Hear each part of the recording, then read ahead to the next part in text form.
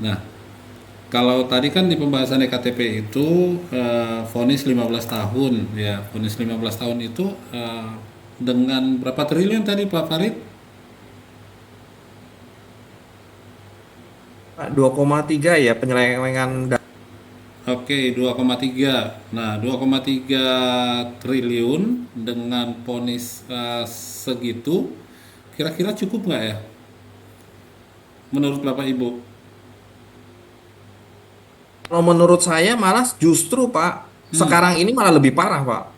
Yang parah itu apanya? Sekarang malah malah terakhir itu yang kasus apa ya Pak? Yang kasus korupsi timah itu namanya apa ya Pak? Kasus Timah, yang suami artis. Nah, itu lebih besar juga. Itu malah 5 tahun itu Pak. Nah, tapi udah di itu kan udah direvisi vonisnya kan? Udah nggak 5 tahun lagi kan? Ya, itu Udah makin parah. diupdate 20 tahun ya, Pak ya? 20 tahun. 20 tahun. Iya, udah diupdate. Oke, sebentar.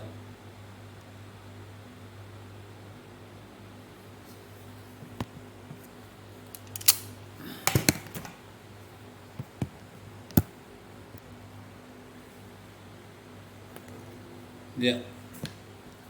Nah, ini masih coba disiapkan mana ini yang bisa masuk ini. Susah juga kalau nggak kelihatan muka saya di Zoom ini.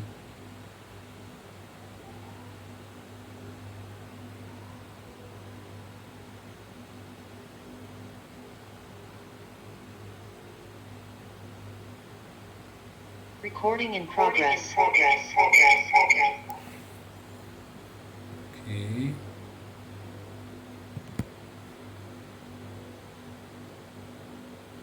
Nah, kalau ini kelihatan, nggak kelihatan juga ya? Nah, ini kelihatan ya. Nah, yang satu ini kelihatan. Ya, baik. Suara saya kedengaran? Oke, suara saya kedengaran, Bapak Ibu? Oke. Nah, oke. Jadi penegakan hukum di Indonesia memang menghadapi tantangan yang kompleks ya. Beberapa isu-isu yang saat ini masih menjadi persoalan yang apa namanya, yang sangat krusial itu antaranya adalah korupsi. Nah, ini nanti akan jadi pertanyaan saya untuk Pak Kadek ini. Kenapa korupsi ini nggak selesai-selesai gitu ya? Satu pertanyaan untuk Pak Kadek nih, ya. Nah, kenapa pemberantasan korupsi nggak selesai? Padahal apa namanya, yang korupsi sekarang ini makin apa namanya, makin meningkat ya. Jadi bukan level bawahan lagi yang melakukan korupsi, tapi malah udah pimpinan-pimpinan, bahkan ada yang profesor-profesor atau pejabat tinggi yang sudah tidak malu-malu melakukan korupsi gitu ya. Kemarin aku membaca beberapa media dan menonton di media ada 5,5 miliar yang ditaruh di bawah tempat tidur. Nah, itu kira-kira gimana itu? Nanti dijawab sama Imam ya. Gimana rasanya tidur di bawah 5,5 M ya.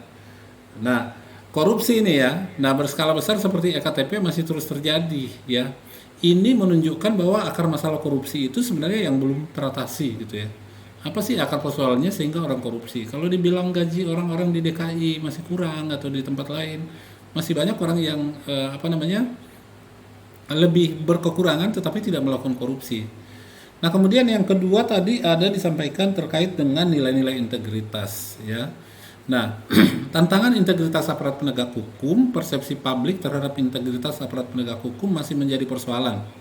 Bahkan pernah institusi penegak hukum justru dianggap sebagai lembaga yang paling korup gitu ya. Hal ini tercermin dari kasus-kasus oknum aparat yang terlibat dalam praktik korupsi atau penyalahgunaan wewenang. Nah, Asia Bell sebagai yang nilainya tertinggi kemarin ini harus menyampaikan opini nanti ini terkait dengan apa namanya, independensi dan objektivitas penegakan hukum. Nah, kesenjangan akses keadilan itu terutama banyak masyarakat kita yang kemudian memilih untuk tidak memperkarakan sesuatu, ya, atau yang mereka kadang-kadang memilih restoratif justice. Nah, ini tadi sudah siapa nih? Kamal Imam udah ya? Imam belum ya? Belum kebagian ya, Imam ya? Nah, Imam ini saya mau nanya terkait dengan kasus dokter yang sekarang ini ya. Nah, nanti Pak Imam kan pasti wawasannya luas nih terkait dengan kasus dokter yang di Jawa Barat, yang di Itu termasuk penegakan hukumnya harusnya kayak gimana sih bagi orang-orang itu. Nah, diskusi kita akan kita mulai. Jadi tadi saya sampaikan di terakhir adalah kesenjangan akses terhadap keadilan. Masyarakat kelas bawah seringkali mengalami kesulitan mengakses keadilan karena berbagai faktor, termasuk biaya dan kurangnya pemahaman tentang hukum. Jadi ada orang yang berpikir, aduh daripada saya ke ini nanti berbelit-belit, ya udahlah selesaikan lah ya dengan ini gitu kan, dengan secara seksama dan dalam tempo yang singkat-singkatnya gitu ya. Atau misalnya kalau kita nih, atau saya ingin ada di antara kita ini Pak Victor aja lah, nih Pak Victor senyum-senyum, saya belum kebagian atau ya, terkait dengan tilang di jalanan ya Pak Victor ya, yang diselesaikan secara adat dalam tanda kutip itu harusnya gimana gitu ya. Artinya dari itu kan sebenarnya take and give ya, take and give itu dan prinsip resiprokal, artinya dari satu sisi pengendara yang melanggar aturan itu kan dia tidak mau repot ya, tidak mau repot. Nah, atau yang lain yang ada pengalaman terkait ini, apa namanya, boleh bercerita deh, misalnya saya pernah lo ngasih ini ke polisi gitu atau apa gitu ya, tanpa menyebut nama polisinya dan dari kesatuan mana gitu ya, karena ini untuk pembelajaran bagi kita semuanya. Oke, tadi dimulai dari Pak Kadek, kemudian Pak Kamal, Asyabel, Imam dan Victor. Nah, itu kita diskusikan sekarang ini. Silakan Pak Kadek. Pertanyaannya apa, Pak? Korupsi, kenapa korupsi tidak selesai-selesai, tidak bisa habis, itu akar masalahnya. Jadi begini, mungkin menurut pemahaman saya, berdasarkan beberapa kasus belakangan ini, kita selalu berpikir bahwa dengan kepemimpinan yang baru, korupsi ini bisa ditekan. Karena sesuai dengan janji kampanye kan kita tahu sendiri bahwa akan dikejar sampai ke Antartika. Nah, malah ini kok menjadi kebablasan. Jadi memang peristiwanya mungkin tidak terjadi serta-merta pada saat ini, akan tetapi mungkin sudah terjadi di tahun-tahun sebelumnya. Sebenarnya ketika ini bisa dibuka, justru sekarang ini netizen 62 ini paling kreatif ya, membuka sebuah kasus hukum, mungkin kejadian yang lagi viral, itu netizen 62 ini banyak membantu lah sebagai penyeimbang informasi dari sisi publik ya. Tetapi sebenarnya yang saya garis bawahi di sini adalah korupsi ini kan dilakukan kebanyakan oleh pejabat. Artinya mental pejabat ini harus benar-benar diperbaiki, Pak. Banyak hal istilahnya pondasi atau tools itu sudah dibikin oleh pemerintah. Sebelum menjabat itu harus melaporkan harta kekayaan lewat LHKPN. Betul, tapi LHKPN sendiri tidak menjamin bahwa tidak ada selipan-selipan kekayaan yang mungkin didapat dari hal yang tidak wajar. Jadi LHKPN itu tidak menjamin sebagai pejabat negara itu bahwa dia benar-benar bersih. Bahkan mungkin ada beberapa case seperti yang ada indikasi korupsi bank BJB ya, yang di Jawa Barat dengan Ridwan Kamil. Ya kita tahu sendiri personal brandingnya Ridwan Kamil sangat baik, ya sangat baik. Akan tetapi tiba-tiba publik dicengangkan oleh hal seperti itu. Mungkin Hal seperti itu dan yang mana? Satu lagi. Enggak, maksudnya hal seperti itu tuh artinya orang berpikir bahwa dia itu clean and clear, bahwa tidak pernah melakukan korupsi segala macam. Kemudian kehidupan pribadi juga sangat romantis kelihatannya. Akan tetapi kan tiba-tiba publik dicengangkan dan dipertontonkan dengan kasus-kasus seperti itu kan. Kasus pribadi, kemudian kasus korupsi. Hal yang mungkin ya yang bisa melepas para pejabat ini untuk tidak korupsi, pertama jangan sampai ada titipan dari partai politik sendiri. Artinya cost of biaya orang untuk berpolitik jangan sampai tinggi. Karena ketika biaya politik itu tinggi, ketika dia menjabat, disitulah dia mencari pengembalian. Itu satu. Yang kedua, selalu ada rasa balas budi ya. Balas budi ketika budi itu berbuat baik, akhirnya begitu dia menjabat, akhirnya harus memberikan sesuatu kepada budi. Nah, itu balas budi kan. Nah, tidak seperti itu seharusnya. Kemudian yang ketiga, bahwa apapun siapapun mereka, ya, siapapun dia, apakah dia itu mantan pejabat, kemudian atau mungkin yang existing yang menjabat, sama di mata hukum. Nah, sekarang ini kan aplikasi dalam kesehari-harian, hukum ini selalu ada intervensi dari sisi politik, ya, dari sisi kepentingan organisasi.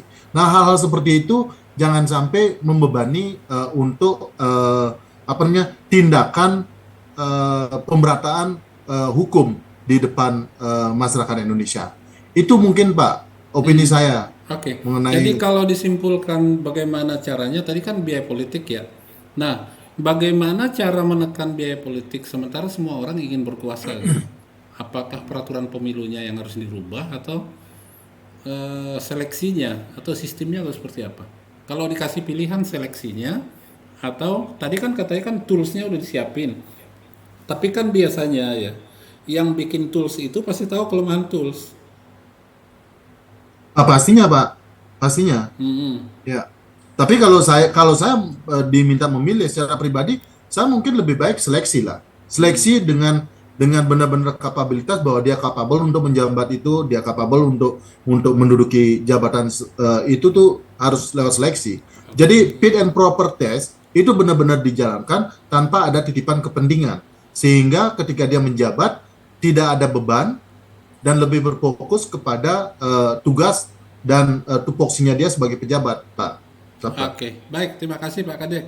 Menyambung apa yang disampaikan Pak Kadek ini, saya akan kasih pertanyaan ke Danar, tolong dicari sebentar ini ya.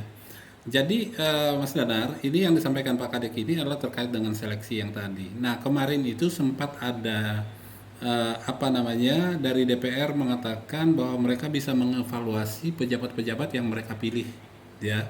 Itu sempat heboh ya. Ini Danar nanti yang jawab ini, ya. Nanti dicariin dulu informasinya. Jadi anggota KPU yang mereka pilih, mereka bisa evaluasi, mereka bisa ganti. Anggota KPK yang mereka pilih, mereka bisa ini. Itu sempat heboh. Nah, Danar nanti cari tahu setelah penjawab terakhir tadi. Siapa tadi? Setelah ini tadi siapa? Kamal ya? Iya kayaknya Pak, Ya, saya. setelah Kamal kan Asyabel, baru Imam, ya kan, baru Danar. Oke, silakan. Oke, jadi sekarang untuk saya sih, kenapa korupsi itu ya Pak? Apa namanya? Korupsi susah banget diinin. Kalau menurut saya sih karena ya mungkin ini juga banyak orang Indonesia juga ini karena memang udah istilahnya hal biasa apa namanya sistemik atau kayak istilahnya udah mendalam banget ke dalam kultur, ya bukan kultur Indonesia sih tapi kayak kultur istilahnya pemerintah Indonesia kayak udah tipikal. Sudah Jadi istilahnya sudah pandemi gitu ya. ya ya istilahnya udah pandemi udah inilah Pak udah. Jadi kalau misalnya mau istilahnya orang bilang mau membasmi, saya pikirannya tuh secara personal gak bakal bisa, tapi kayak contohnya kalau misalnya Pak Prabowo atau presiden manapun gak bakal cukup 4 tahun. Karena akan perlu bertahun-tahun kan, semakin karena ini sangat banyaknya atau kalau nggak banyak pasti uangnya gede sekali. Jadi istilahnya kayak udah mindsetnya udah ini banget, udah defeat. Dan juga selain itu dari berita-berita yang pernah saya lihat, ada istilahnya pelakunya sangat dibanding kriminal biasa sangat dilindungi. Seperti yang tadi kan Pak, di contohnya itu ada yang kayak KPK nggak mau politiknya kayak istilahnya interfere karena Pak mereka akan kayak mungkin mencoba melindungi atau gimana. Ya jadi itu juga mempengaruhi jadi memperpanjang proses atau bahkan menghentikan kasusnya sendiri. Karena kan istilahnya tujuannya untuk menghambat kan Pak atau kayak mempersulit. Jadi istilahnya menyerah duluan seperti tadi. Jadi lebih lebih parah lagi itu. Dan jadi sih mungkin kalau untuk solusi-solusi dan ini mungkin dan ini pasti solusinya apa namanya mudah sekali untuk dibilang tapi susah sekali untuk dilakukan. Istilahnya pasti. Tapi kalau di zaman sekarang kan istilahnya apa eh, transparansi atau digital gitu istilahnya kalau udah ada di internet gak bakal bisa dihapus karena pasti ada yang Jejak digital maksudnya ya. nyimpen. Iya, ada Oke. digital footprint. Iya, apa namanya jejak-jejaknya pasti ada. Jadi untuk kalau di sekarang itu emang lebih mudah lah istilahnya untuk informasinya lebih open, transparan dan juga pastinya hukumannya harus lebih tegas. Tapi ya itu kan masalahnya kan di kasus-kasus korupsi kan kadang-kadang suka dihambatin atau diiniin. Jadi istilahnya udah ini dan tapi sih ada seingat saya ada deh yang kasus-kasus korupsi yang dimana pelakunya berhasil dihukum tapi saya lupa karena saya udah lama nggak baca berita kayak gitu. Oke, baik. Terima kasih Pak Kamal, kita berikan aplaus untuk Pak Kamal. Jadi di state-nya tadi itu yang terakhir tadi disampaikan pelaku korupsi dibanding kriminal biasa itu kayaknya perilaku korupsi itu mempunyai apa namanya tuh perlakuan khusus gitu ya. Perlakuan khusus, terus dilindungi, prosesnya diperpanjang, agak dipersulit, dilama-lamain ini gitu ya. Nah, menarik ini pernyataan Pak Kamal ini. Nanti Bapak Ibu bisa bertanya ini. Kita nih di sini semuanya narasumber ya. Nah, sekarang siapa? Asia Bel. Asia Bel tadi masih ada di sini Asia Bel? Halo. Asia Bel. Oh, lagi pergi dia. Imam. Hadir Pak. Oke, Selamat silakan. malam Pak Dokter. Selamat malam. Pak Imam, kebagian pertanyaan masih ingat kan pertanyaannya ya? Iya, Oke. tentang ini ya, mungkin kasus pelecehan ya Pak ya, dokter terhadap pasien ya, dan semacamnya. Saya baca sekilas beritanya, kurang lebih memang ada beberapa kasus yang munculnya bersamaan ya. Mungkin ini sebuah bom waktu atau apa, jadi mereka bisa blow up kasusnya bersamaan. Jadi mumpung ada kasus A yang muncul, jadi kasus yang lain dimunculkan juga. Kalau yang saya tangkap sih memang ada beberapa poin ya terkait hal itu. Itu kalau nggak salah kasusnya ada dokter yang masih kayak apa ya, masih pendidikan.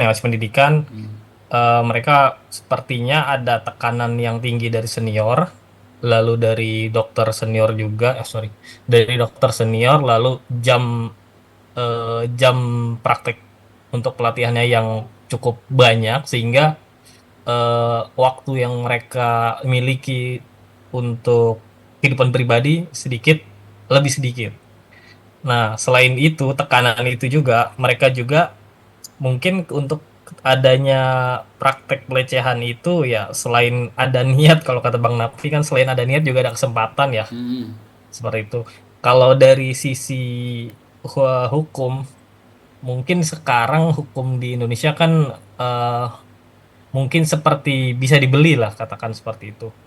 Jadi mereka juga jadi tidak berpikir panjang untuk melakukan kriminal karena toh dia pikir mungkin nanti bisa selesai dengan kekeluargaan atau nanti masa penahanannya bisa lebih pendek, kurang lebih seperti itu. Makanya mungkin diperbaiki yang pertama dari pendidikan karakter pada saat masih kecil, lalu pemahaman tentang agama juga sehingga dia ada norma-norma, ada batasan-batasan yang harus dipatuhi, dan dia itu tahu kalau misalnya memang melakukan itu tuh akan ada dampaknya ya, seperti dosa dan semacamnya. Yang ketiga mungkin peraturan tentang hukum untuk kriminal itu juga harusnya lebih adil, lalu lebih tegas sehingga tidak pandang bulu dan semacamnya. Kalau dari saya sih seperti itu. Oke. Terima kasih. Nah, maka menyambung tadi yang kasus dokter ya, kita nggak usah sebut namanya ya. Mungkin eksesnya yang akan kita lihat sekarang ini ya. Ekses dari kasus itu kalau tadi kan Imam bilang ini kesempatan untuk memblow up, seolah-olah terjadi di mana-mana gitu kan. Nah, bisa nggak sih nanti jadi pada akhirnya orang jadi trauma gitu secara psikologis dan stres ketika harus berhadapan satu lawan satu dengan dokter misalnya gitu ya. Kemudian dokter yang terlibat hukum itu juga justru dia juga cemas dan depresi, bahkan apa namanya, dia akan mendapatkan tekanan mental gitu ya. Nah itu tadi karena tadi Bang Imam bilang ada kesempatan seperti kata Bang Napi ya kan. Nah yang kedua kan itu menyebabkan kerusakan reputasi dan karir ya. Setiap orang yang bermasalah dengan hukum itu yang paling mereka khawatirkan itu sebenarnya adalah reputasi dan karir. Oke, silakan Pak Kadek ya. GoFood-nya dibagi-bagi nanti ya, jangan cuma untuk satu orang ya. Nah, nah meskipun belum terbukti bersalah, sebenarnya itu kan yang paling panjang itu sebelum keputusannya.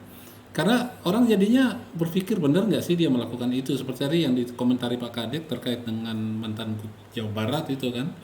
Sekarang kan belum terbukti seperti apa gitu ya, tapi ya orang jadi berpikiran macam-macam, bahkan di medsos, di TikTok, di ini sudah terlanjur menuduh, padahal tadi di awal Farid mengatakan bahwa ini hukum kita tuh equality before the law, atau ada juga prinsip hukum yang praduga tak bersalah, tapi pada umumnya orang tidak menganggap nggak mungkin nggak bersalah, nggak mungkin, orang akan selalu bilang nggak mungkin ada asap kalau nggak ada api gitu ya, kira-kira seperti itu. Nah kedua kerusakan reputasi tadi, yang berikutnya adalah ketidakpercayaan diri dan perubahan praktek ya. Sekarang ini kan udah banyak online, tetapi kalau pemeriksaan seperti kehamilan gitu kalau online kayaknya nggak cukup ya. Mungkin di sini ada suami-suami yang berpengalaman gitu ya, ketika mendampingi istrinya periksa ke dokter kandungan. Apakah Anda ada di sisi istrinya? Kan ada yang ada yang nggak ada saatnya ada saatnya nggak ada. Nah kemudian biaya finansial ya, biaya finansial ini jadinya ya sekarang tahu lah kalau ada kasus seperti itu pasti untuk menyelesaikannya seperti yang saya sampaikan tadi pasti butuh pengacara. Pengacara sekarang ini mungkin dari sini yang keluarganya pengacara nanti bisa menceritakan apakah murah, apa bisa dijangkau atau seperti apa gitu ya. Nah kemudian hubungan antara pasien dengan dokternya nanti akan menjadi tegang gitu ya. Jadi itu bagi dokternya, bagi pasiennya sendiri sama juga, karena pasien juga akan mengeluarkan biaya untuk pengacara, saksi ahli, dan untuk proses-proses hukum yang lain. Dan kadang-kadang itu memang mereka jadi trauma. Misalnya korban pencabulan atau perkosaan, mereka tidak berani speak up karena mereka jadinya di masa depan mereka orang-orang jadi pada tahu gitu kan. Mungkin jadi khawatir nanti orang-orang jadi tahu saya ini, apalagi kalau dia masih remaja atau masih gadis, apakah masih ada laki-laki yang lain yang mau atau seperti apa. Ini sebelum ke Pak Victor ini, khusus yang terakhir yang saya sampaikan ini, biasanya Bu Verci yang nyamber ini ya, membela hak-hak para perempuan gitu ya. Nah dari segi perspektif Bu Verci sebagai seorang perempuan, kira-kira gimana Bu Verci? Yang tadi terhadap pasien terutama ya, gimana pandangan Bu Verci? Buat saya, sebelum kita membela hak perempuan, paling penting adalah memberikan pendidikan dasar perihal hal-hal yang berkaitan dengan tindakan-tindakan asusila seperti itu. Karena ada beberapa komentar di medsos yang bilang bahwa si pasien ternyata tidak mengetahui prosedur pemeriksaan ketika dia datang ke dokter kandungan, tidak ada prosedur pemeriksaan yang seperti itu. Dia pikir dalam ruangan prosedurnya seperti itu. Ya, saya tidak tahu kebenarannya, tapi saya pikir pengetahuan dasar kepada kami kaum perempuan gitu perihal hal-hal yang berkaitan dengan tindakan asusila gitu, itu sangat penting sih. Saya rasa hal itu juga penting dibawa ke ranah pendidikan, baik masih di pendidikan dasar, mungkin caranya aja yang berbeda begitu ya, karena sex education itu sangat penting juga sih Pak. Itu kan masuk dalam salah satu ya. Selain kita tentunya harus sebagai wanita harus melindungi diri, itu harus tahu batasan dan normanya gitu. Tapi saya pikir ada banyak lah ya lembaga hukum yang pro bono yang juga bisa menyediakan bantuan kepada mereka-mereka yang terkena, contohnya kasus seperti yang dokter. Kemudian saya lihat juga di beberapa berita bahwa ada beberapa orang yang kemudian speak up, datang langsung melaporkan tindakan-tindakan tersebut. Ternyata selama ini ada beberapa gitu yang tersembunyi. Menurut saya gitu, Pak Sabta. Oke, baik. Terima kasih Bu Verci ya. Jadi pendidikan sex education sama bagaimana perempuan melindungi diri, dan dulu kan sempat ada komentar-komentar dari yang yang kita dengarkan, bahwa kadang-kadang ya seperti yang disampaikan Pak Imam tadi ya, siapa yang mendahului gitu kan. Nah, sampai ada opini yang mengatakan bukan cuma salah lakinya. Kadang-kadang kalau saya lihat di medsos itu kadang-kadang yang dibela laki-lakinya gitu ya, padahal perempuan yang satu yang jadi korban juga oleh perempuan yang satu yang tertarik dengan laki-laki yang satu gitu ya. Nah, ke Pak Victor dulu ini. Pak Victor ya tadi ya. Setelah ini Pak Victor ya. Pak Asiabel jangan sampai hilang ya. Ini kita tunggu setelah Pak Victor. Silakan Pak Victor, ini tentang kasus tilang tadi ya Pak Victor ya. Menko atau Bu Menteri Keuangan ada catatan penutup yang perlu penegasan. Ini ada suara bocor dari mana ya? Ya, pertama tentu mengenai kasus tilang Pak ya. hati-hati. Ya Pak. Kasus tilang sebenarnya itu adalah hal yang boleh dibilang kecil. Tapi dampaknya itu luas banget Pak, karena langsung melanggar ataupun hampir meniadakan prinsip-prinsip hukum yang jelas atau aturan-aturan hukum yang jelas. Mana untuk prinsip hukum itu kan sebenarnya harus ditegakkan, apalagi kalau kita bicara kita langsung berinteraksi dengan yang seharusnya menjadi penegak hukum.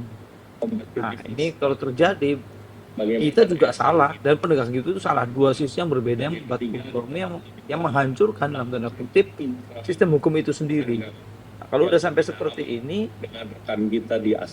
hal kecil kita menganggap, tapi ini dampaknya sangat luas. Kepercayaan publik akan hilang, secara sistem juga rusak, dan penegak hukum tidak bisa berjalan dengan baik.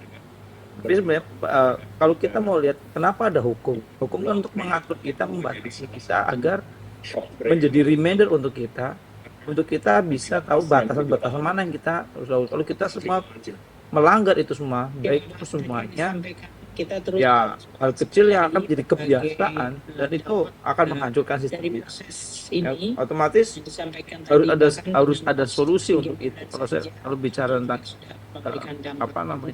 damai dalam masalah tilang, sebenarnya solusinya udah seperti diberi, tapi itu juga kurang efisien. Contohnya misalkan kayak headlay itu kan mengurangi interaksi, karena interaksi langsung dengan penegak hukum seperti polisi itu benar-benar berubah sistemnya. Nah, kalau untuk yang ditilang ini kita menghilangkan interaksi secara langsung antara pelanggar dengan petugas. Itu sebenarnya jadi solusi. Yang penting prosesnya itu bisa dikawal dengan baik dan dengan baik. Terus yang kedua adalah dengan adanya e-tilang itu prosesnya lebih transparan.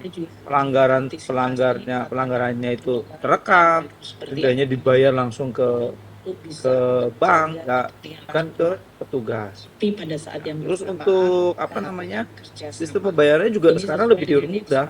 Bayarnya itu lewat BRI, Mandiri, apapun itu, bahkan lewat aplikasi resmi tilang seperti yang di kepolisian itu kalau salah ada sinar ya untuk bayar, dan itilang.tilang.go.id kita bisa bayar lewat situ. Lebih dipermudah sebenarnya dengan solusi-solusi yang ada, dan kita juga bisa ngecek pelanggaran kita apa sih secara langsung, secara online di kantor polisi bahkan udah bisa. Dan yang seharusnya untuk bisa mengantisipasi itu, merubah itu, balik lagi ke budaya.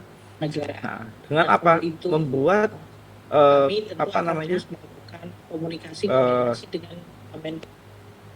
membuat kesadaran, membuat pendidikan, membangun pendidikan dari edukasi dari anak-anak kecil, dari level sekolah sampai ke masyarakat secara umum.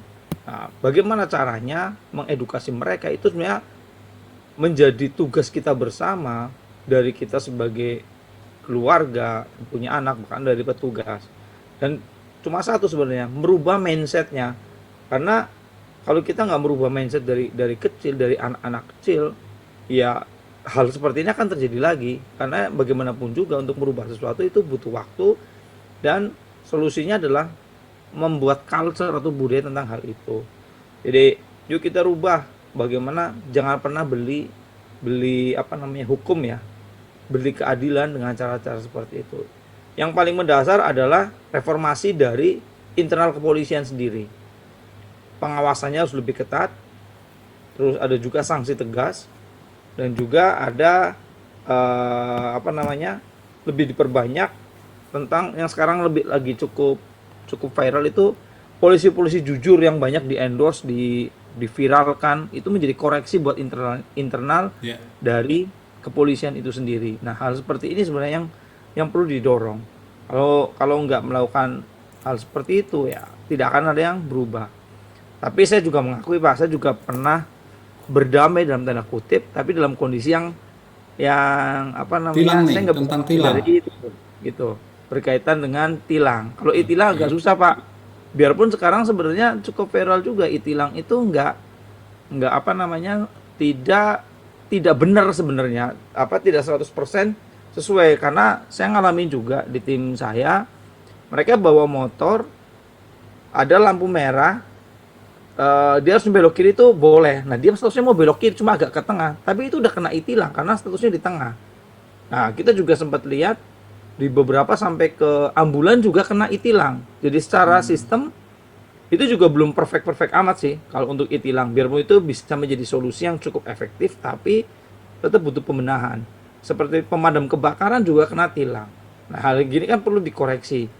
Dan sebagai masyarakat berkaitan dengan pengalaman e-tilang ini, pada saat sudah terkena e-tilang, kita itu bingung, ini untuk meluruskannya gimana ya, padahal kita merasa bahwa tidak seperti yang ada di data-data e-tilang tersebut. Nah, ini yang menjadi perlu diedukasi juga ke masyarakat, karena masyarakat aduh ribet banget ya, ujungnya apa, udahlah bayar aja deh. Tapi sebenarnya secara kenyataan yang ada tidak melanggar sebenarnya, karena saya alami juga hal seperti itu sih Pak. Kalau untuk berdamai, Pernah jujur, ngasih berapa Pak Victor? Saya juga pernah kayaknya. Ada di sini yang nggak pernah, saya mau nanya nih yang nggak pernah aja loh. Gitu. Ya, biasanya saya udah siapin sih Pak beberapa ini yang gede-gede saya kasih saku, yang kecil kalau di dompet saya jarang taruh uang soalnya Pak. Jadi taruh uang itu paling kecil berapa Pak? Saya cuma ada segini, saya ambil aja beberapa, saya kasih. Ya besaran 50.000 mungkin ya. Karena sebenarnya kenapa saya harus lakukan itu? Pengalaman yang saya jalani, yang saya alami itu polisinya itu nggak minta, tapi dia nunggu Pak. Itu jadi kan kita jadi ini mau salting ya, gimana? sebenarnya maunya apa gitu ya, kita jadi salting Iya. gitu ya. Nah, padahal di satu sisi kita itu butuh cepet, kita butuh apa, kalau mau ditilang aja, ini tilang. Nah, saya akan terima, tapi pada saat dia cuma pegang-pegang doang, nunggu. Nah, kita kan jadinya aduh, ini bikin ribet aja nih. Nah, itu kan pikiran bikin ribet aja. Ujungnya yang buat kita 50.000 udahlah, cincel lah. Akhirnya kita alokasikan itu dengan asumsi udahlah biar cepat aja selesai, nggak ribet. Itu aja sih Pak sebenarnya. Jadi hal kayak gini memang ya kita akui itu nggak mendidik, tapi di lapangan banyak terjadi. kita dihadapkan dengan posisi yang serba susah. Kalau kita harus berdebat, ini akan jadi lebih lama. Di satu sisi kita harus gerak cepat, terus habis itu harus ngurus lagi nanti setelahnya. Nah, ini kan cukup ribet Pak. Gitu. Saya pernah ngalamin hal itu sih Pak. Jadinya ya sudahlah. Itu Pak. Ini pengakuan Pak ini Pak. Oke.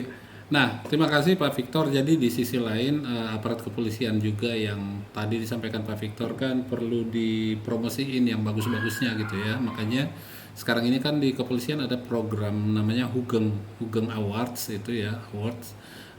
Itu terinspirasi dari keyakinan Kapolri sekarang bahwa masih banyak polisi sebenarnya yang memiliki jiwa keteladanan, seperti mantan Kapolri Jenderal Hugeng Imam Santoso. Jenderal Hugeng ini adalah legenda polisi jujur di Republik Indonesia katanya. Bahkan Bapak Ibu nanti akan bisa lihat, dan itu sedang dibuka sekarang. Biasanya pada 1 Juli Hari Bayangkara itu akan diberikan penghargaan Jenderal Hugeng ini sendiri terkenal dengan ketika dia waktu itu Kapolda di Sumatera Utara memberantas praktek-praktek perjudian dan yang lain-lain ya. Nah, kemudian memberantas korupsi, permainan kekuasaan, serta mendorong peradilan pidana yang setara. Ditambah dengan dulu sempat ada joke dari mantan Presiden Republik Indonesia, katanya di Indonesia itu cuma ada 3 polisi jujur.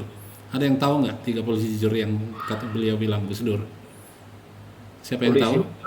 Polisi tidur, Polisi sama tidur, polisi apa gitu Pak? Saya lupa. patung polisi Patung sama polisi. sama Hugeng gitu ya, sama Jenderal Hugeng. Oke, baik, terima kasih, luar biasa wawasannya Pak Victor terkait ini. Asia Bel, kamu sudah ada di situ belum? Halo. Oke, kalau belum Danar silakan. Danar, waktunya Danar sekarang. Udah lama nggak speak up ini Pak Danar, ini sibuk dia di restonya ini kayaknya. Danar si Tompul, Pak. Danar si Tompul. SH dia. Lagi ngambil hukum dia, Pak. Oh gitu, ayo silakan. Iya, baik, terima kasih. Selamat malam Pak Sabta. Selamat malam, Sorry Pak Danar. Dr. Sabta.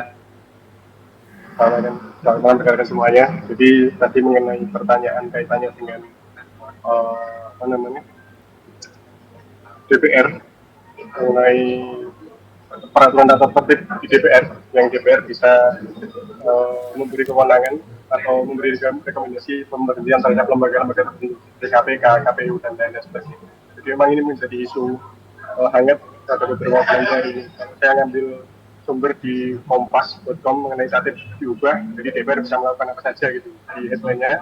Jadi pada Februari 2025 kemarin, DPR RI mengesahkan revisi peraturan tata tertib, terutama di peraturan DPR nomor 1 tahun 2020 dengan penambahan pasal 228A. Jadi intinya adalah DPR diberi kewenangan kepada DPR untuk mengevaluasi dan memberikan rekomendasi pemberhentian terhadap pejabat lembaga negara, termasuk pimpinan KPK, KPU, Bawaslu, MK dan MA. Ini memang menjadi kontroversi, di mana banyak ditentang juga, dan perlu kayak apa ya? Ini kalau di berita di sini disebut revisi kilat gitu istilahnya. Nah, kalau jadi revisi ini tuh menimbulkan kontroversi. Pertama, ini mengancam independensi lembaga tersebut, terutama KPK dan juga KPU, yang seharusnya bebas dari tekanan politik. Dan ini kan kayak bisa jadi gas dan remnya DPR dalam tanda kutip ya, mengatur atau mengelola lembaga negara. Kemudian yang kedua, kontroversi selanjutnya adalah menggeser keseimbangan kekuasaan. Terutama fungsi DPR ini kan sebagai check and balance. Jadi DPR bisa mempengaruhi bahkan mencopot pejabat dari lembaga lain melalui aturan internalnya. Nah, ini sangat ditentang sekali dari akademisi, dari UI, YSHK dan lain sebagainya. Kemudian kontroversi selanjutnya adalah ini dipertanyakan konstitusionalitasnya. Karena tata tertib ini seharusnya tidak bisa mengubah atau memperluas kewenangan DPR itu sendiri yang diatur oleh Undang-Undang dan UUD 1945. Jadi dari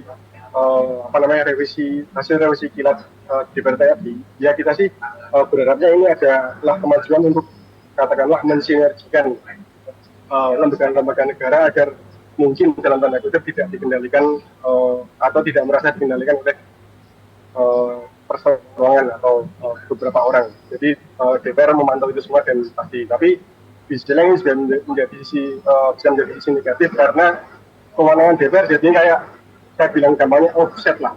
Jadi tidak bisa melewati batas gitu secara kasarnya.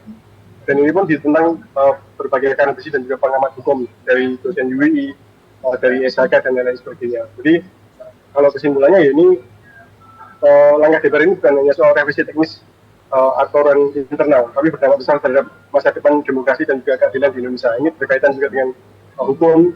Kemudian hal ini juga diperlukan juga pengawasan masyarakat, terutama media dan perangkat aktif Mahkamah Konstitusi untuk menjaga independensi lembaga-lembaga strategis negara. Seperti itu, Pak.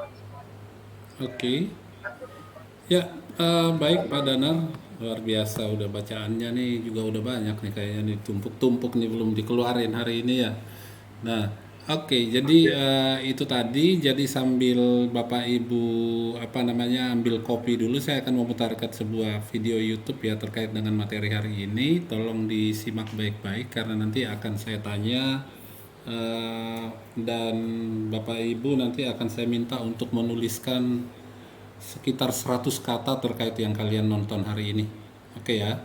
Jadi udah saya state dari awal ya, mohon kalau saya udah bilang nanti akan ada 100 kata. Nah, semuanya nanti like everyone else and do this instead. Oke, ini To the kelihatan men yang over saya 50 who tayangkan. don't know how to use AI, tomorrow morning we're starting the 28-day AI challenge for beginners over 50. Just 15 minutes a day to level up your life. In 1 week, you'll feel unstoppable. In 2 weeks, you'll have your strategy. In 4 weeks, you'll sebentar. wonder why you didn't. Konsep dan Kelihatan urgensi kedengaran penegakan suaranya, hukum Bapak Ibu? yang berkeadilan. Pernahkah Anda berpikir, Kedengaran seandainya suaranya? di sebuah masyarakat atau negara tidak ada hukum, Kedengeran Pak, kedengeran. jawaban Kedengaran, Pak, Anda kedengaran. tentunya akan beragam. Mungkin ada yang menyatakan kehidupan masyarakat menjadi kacau, tidak aman, banyak tindakan kriminal, dan kondisi lain yang menunjukkan tidak tertib dan tidak teratur. Namun, mungkin juga ada di antara Anda yang menyatakan, tidak adanya hukum di masyarakat atau negara aman-aman saja, tidak ada masalah. Bagaimana pendapat Anda? Setujukah Anda dengan pendapat pertama atau yang kedua? Thomas Hobbes, 1588 hingga 1679 Masehi, dalam bukunya Leviathan pernah mengatakan Homo homini lupus, artinya manusia adalah serigala bagi manusia lainnya. Manusia memiliki keinginan dan nafsu yang berbeda-beda antara manusia yang satu dan yang lainnya. Have you been trying to manifest your banyak desires iklannya. but feel like you're stuck in slow motion? What if I told you there's a hidden switch that could make Nafsu yang dimiliki manusia ada yang baik, ada nafsu yang tidak baik. Inilah salah satu argumen mengapa aturan hukum diperlukan. Kondisi yang kedua tampaknya bukan hal yang tidak mungkin bila semua masyarakat tidak memerlukan aturan hukum. Namun, Cicero, 106 hingga 43 sebelum Masehi, pernah menyatakan ubi societas ibi ius, artinya di mana ada masyarakat, di sana ada hukum. Dengan kata lain, sampai saat ini hukum masih diperlukan, bahkan kedudukannya semakin penting. Upaya penegakan hukum di suatu negara sangat erat kaitannya dengan tujuan negara. Anda disarankan untuk mengkaji teori tujuan negara dalam buku Ilmu Negara Umum. Menurut Cranenburg dan T.K.B. Sabaroedin, 1975, kehidupan manusia tidak cukup hidup dengan aman, teratur dan tertib, manusia perlu sejahtera. Apabila tujuan negara hanya menjaga ketertiban, maka tujuan negara itu terlalu sempit. Tujuan negara yang lebih luas adalah agar setiap manusia terjamin kesejahteraannya di samping keamanannya. Dengan kata lain, negara yang memiliki kewenangan mengatur masyarakat perlu ikut menyejahterakan masyarakat. Teori Cranenburg tentang negara hukum ini dikenal luas dengan nama teori negara kesejahteraan. Teori negara hukum dari Cranenburg ini banyak dianut oleh negara-negara modern. Bagaimana dengan Indonesia? Negara Kesatuan Republik Indonesia, NKRI, adalah negara hukum. Artinya negara yang bukan didasarkan pada kekuasaan belaka melainkan negara yang berdasarkan atas hukum. Artinya semua persoalan kemasyarakatan, kewarganegaraan, pemerintahan atau kenegaraan harus didasarkan atas hukum. Teori tentang tujuan negara dari Cranenburg ini mendapat sambutan dari negara-negara, pada umumnya termasuk Indonesia. Bagaimana tujuan negara Republik Indonesia? Tujuan negara RI dapat kita temukan pada pembukaan UUD 1945, yakni pada alinea keempat sebagai berikut. Untuk membentuk suatu pemerintah negara Indonesia yang melindungi segenap bangsa Indonesia dan seluruh tumpah darah Indonesia, dan untuk memajukan kesejahteraan umum, mencerdaskan kehidupan bangsa, dan ikut melaksanakan ketertiban dunia yang berdasarkan kemerdekaan, perdamaian abadi, dan keadilan sosial. Dari bunyi alinea keempat pembukaan UUD NRI 1945 ini, dapat diidentifikasi bahwa tujuan negara Republik Indonesia pun memiliki indikator yang sama sebagaimana yang dinyatakan Kranenburg, yakni 1. Melindungi segenap bangsa Indonesia dan seluruh tumpah darah Indonesia. 2. Memajukan kesejahteraan umum. 3. Mencerdaskan kehidupan bangsa. Dan 4. Ikut melaksanakan ketertiban dunia yang berdasarkan kemerdekaan, perdamaian abadi, dan keadilan sosial. Bagaimana tujuan negara ini dilaksanakan atau ditegakkan di Negara Kesatuan Republik Indonesia, NKRI? Perlindungan terhadap warga negara serta menjaga ketertiban masyarakat telah diatur dalam Undang-Undang Dasar Negara Republik Indonesia tahun 1945, UUD NRI 1945. Anda dianjurkan untuk mengkaji bab 9, pasal 24, 24A, 24B, 24C, dan 25 tentang kekuasaan kehakiman. Untuk mengatur lebih lanjut tentang kekuasaan kehakiman, telah dikeluarkan Undang-Undang Nomor 48 Tahun 2009 tentang kekuasaan kehakiman. Oke, baik, sampai di sini dulu untuk bagian ini saya stop share ya. Nah, jadi itu teorinya, pengertian-pengertian hukum menurut beberapa ahli. Tapi tadi sudah disampaikan dalam UUD 45 itu ada 4 hal yang menjadi tujuan negara. Apa tadi Pak Kadek? Kata Pak Kadek yang 4 itu apa? Yang pertama, alinea keempat UUD 45,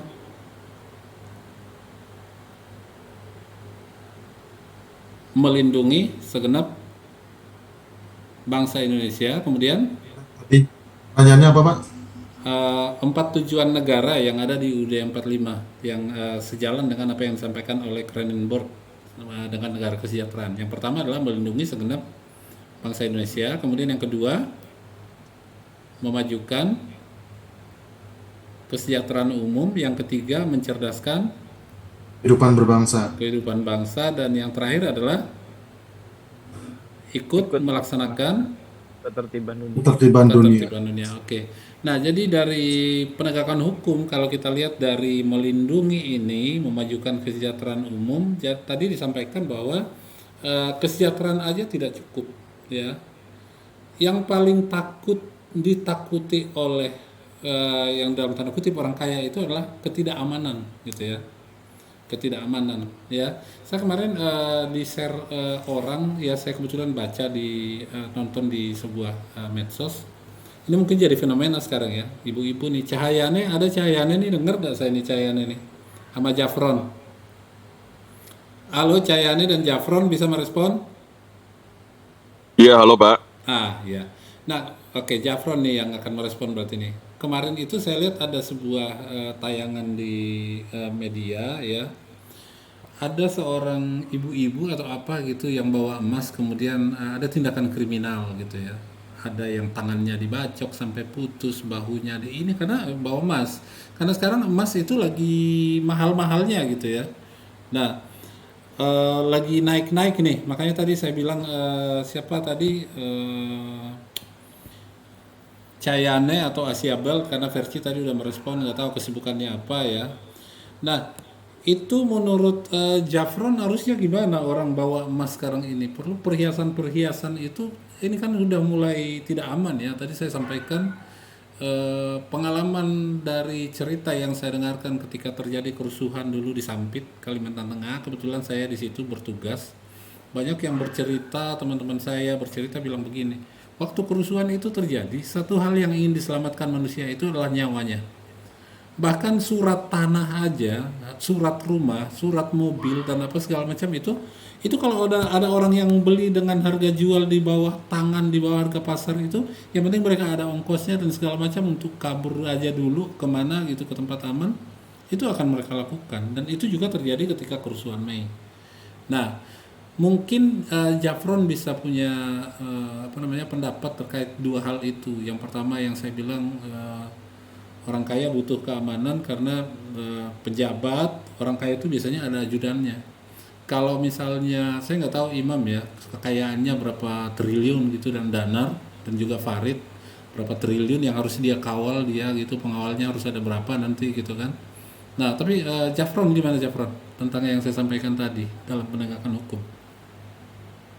Iya, kalau dari pendapat saya Pak, kalau misalkan kita nih di posisi yang pegang barang berharga seperti investasi mungkin emas gitu ya, yang emang bentuknya fisik, yang langsung kita pegang sih, pertama mungkin yang tadi Bapak sebutin atau sampein, kita perlu pengamanan yang jelas gitu. Jadi pada saat mungkin kita pembelian ke toko Antam langsung, ya kan mungkin kita perginya itu nggak sendirian, gitu, bisa mulai dari keluarga terdekat dulu. Jadi kita bawa orang bareng gitu untuk Bentar. pergi bareng gitu.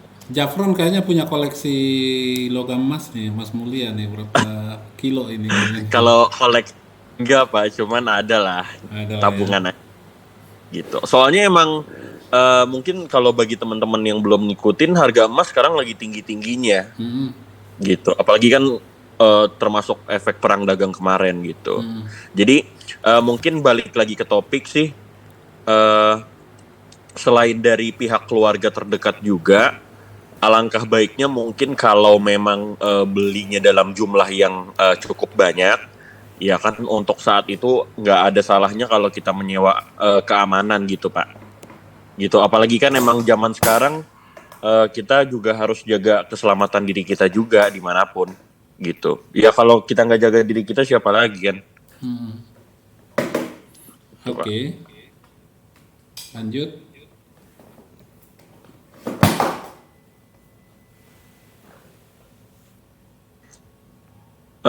Paling sekian sih Pak dari saya.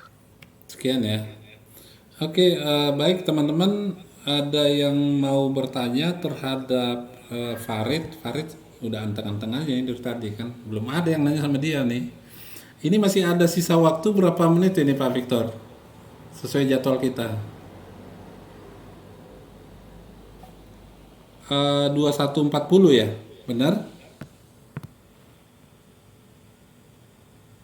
Bentar Pak, saya cek dulu Pak. Oke. Silakan bertanya kepada Mas Danar. Keluarkan yang mau ditanyakan tadi dari presentasinya beliau yang sangat bagus tadi. Kalau di jadwal 21. Pada Farid Pak, bukan Danar Pak. Farid. Iya, makasih Versi. Kamu perhatian banget ya sama Farid ya. Oke. Masih di mute Pak Sabta. Oke, silakan bertanya kepada Farid ya. Kalau sampai 21.30 ya, berarti masih ada waktu 6 menit ya. Kalau tidak ada pertanyaan, siapa yang mau share? Ini nih, ada pertanyaan dari Lihat Danar. lagi Pak. Oke, Danar silakan. Silakan Danar, tanyakan. Ada pertanyaan dari Danar di room chat nih, saya lihat ya. Bisa dibacakan kembali. Padahal dekat-dekatan ya kalau di Zoom ini ya, cuma kiri kanan gitu ya. Nanyanya kok tinggal diginiin aja gitu ya. Pak Farid, saya ingin tanya Pak. Oke, Jadi saya ingin bicara untuk menciptakan keadilan ketertiban dan perlindungan dalam masyarakat. Indonesia tujuan hukum jadi menterapkan nilai-nilai Pancasila, terutama kemanusiaan yang adil dan beradab serta keadilan sosial bagi seluruh rakyat Indonesia. Menurut Pak Farid, sebagai salah satu rakyat Indonesia, berapa nilai hukum di Indonesia saat ini? 100-100. Kenapa nilainya segitu?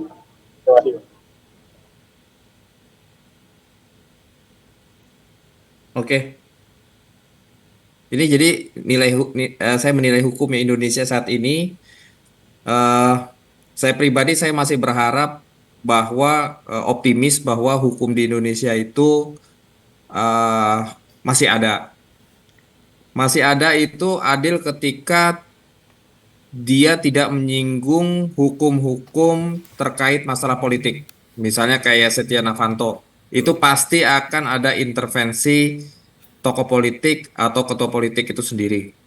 Contohnya mengenai korupsi. Itu pasti ketika salah satu staf politik seperti Hasto nih, Nah, ini Hasto nih, ini sebenarnya ujian penegakan hukum di Indonesia karena itu dia kan apa ya, sekjen PDIP.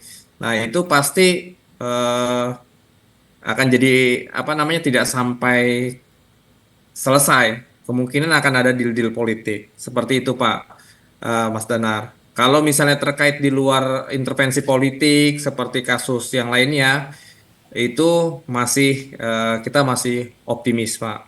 Gitu, Mas Danar. Jadi nilai saya masih sekitar 70 lah dari 100 itu. Jadi masih ada optimis gitu. Jadi kalau misalnya pesimis di bawah 50 kayaknya nanti terjadi chaos gitu, seperti itu. Ya, Pak, Oke. seperti itu, Pak. Oke, baik. Ya, sorry. Baik, Pak Farid. Terima kasih banyak. Kita berikan aplaus untuk Pak Farid yang iya, oke. Pak Victor, iya. Saya juga udah di email sama Nana ya. Cuma di email doang sih. Email kan bisa dikirim siapa aja gitu ya. Tapi kalau di WA enggak. Cie. Ya, siapa yang mau tampilkan kerangka tugasnya satu orang sebagai apa namanya? Karena tadi kan kita telat masuk ya, bolehlah lewat 2 menit ya. Nanti kita ini. Siapa yang bersedia yang sudah bikin kerangka tugasnya seperti yang saya chat tadi pagi? Untuk book chapternya siapa ya? Imam atau siapa tadi yang bilang iya Pak gitu. Nah, itu aja dulu lah, siapa tuh? Tadi. Ayo.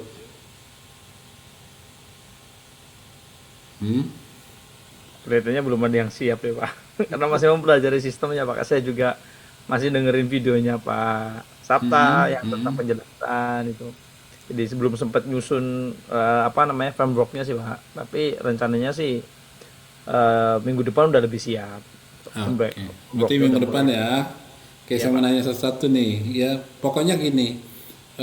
Ini kan kita berbagi kebaikan ya kepada orang-orang ya. Karena kita nih, saya yakin di antara kita nih semuanya role model ya. Role model yang ingin memberikan contoh. Karena banyak orang yang susah mengambil keputusan. Saya mau kuliah apa enggak sih, gitu ya. Saya mau kerja aja atau mau kuliah aja gitu kan. Nah, teman-teman saya yang menyelesaikan S3 itu ada juga yang kuliah 27 tahun dia selesai S3. Teman satu kelas saya. Masih anak gadis sampai sekarang. Siapa di sini yang masih jomblo? Nanti aku saya kenalin gitu ya. Dia sekarang jadi apa namanya di salah satu kementerian. Dia jadi staf khusus di salah satu kementerian perempuan ya. Jadi yang mau saya kenalin tuh yang laki-laki lah gitu ya, jangan yang perempuan gitu ya. Teman baik saya. Siapa tahu ada yang recommended dari kantornya.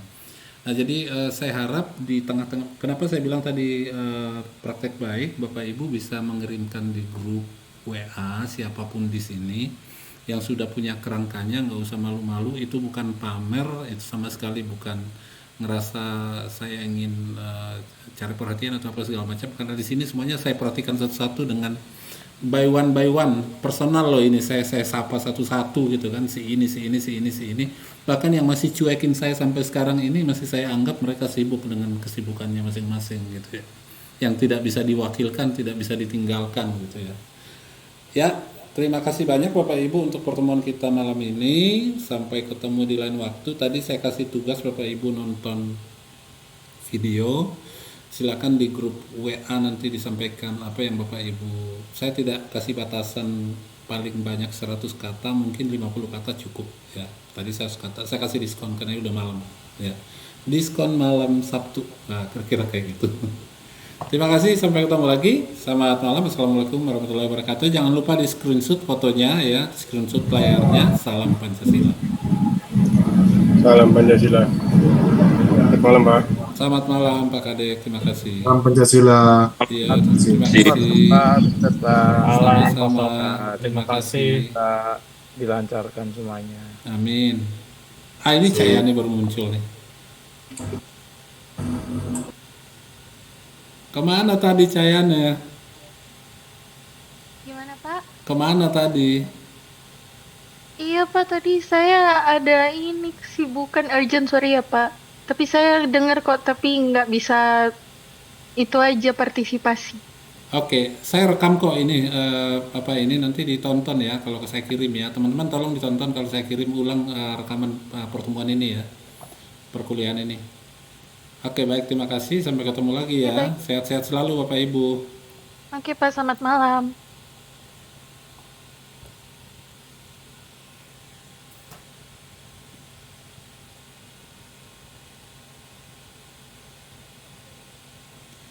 Nan bilang